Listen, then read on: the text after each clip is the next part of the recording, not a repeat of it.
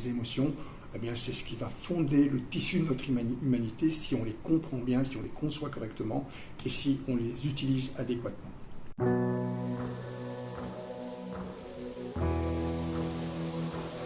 Cette forme d'intelligence est une intelligence essentielle parce que c'est celle qui nous relie à la terre, finalement, à nos sensations, à nos perceptions.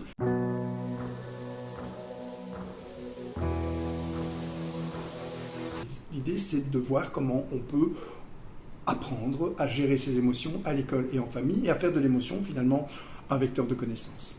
L'émotion, c'est quelque chose qui active notre réflexion, donc notre cerveau, une composante de l'activité cérébrale qui, une fois qu'on la comprend, devient à ce moment-là quelque chose d'utilisable. Il y a beaucoup d'outils dans l'ouvrage et je pense que le fait d'avoir des outils, eh bien, c'est quelque chose qui rend le livre utile.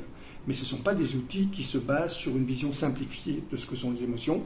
Donc je pense qu'une des raisons de lire l'ouvrage, c'est qu'il n'est pas simplificateur, mais qu'il reste très pragmatique et qu'on peut l'utiliser simplement comme étant une base pour travailler les émotions de son enfant, soit à l'école, soit à la maison.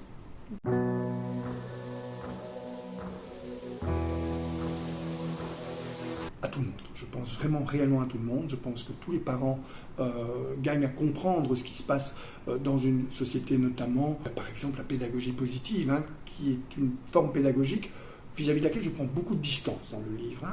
Je préfère les manières positives de faire de la pédagogie que de la pédagogie dite positive, qui suppose par exemple que la joie continue, que le plaisir constant, que le contentement permanent sont des états qu'on devrait chercher chez l'enfant. Non, il faut traverser la palette des émotions et il faut effectivement comprendre que cette palette, elle doit être mise à disposition de l'enfant.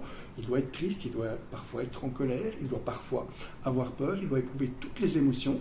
Éviter que ça ne devienne des états d'âme, c'est-à-dire mettre des contenus cognitifs ou poser les mauvaises questions à propos des émotions que vous ressentez, soit trop fréquemment, soit trop brutalement, et surtout éviter que vous soyez installé à cause de ça dans des sentiments qui conditionnent toute votre vision du monde.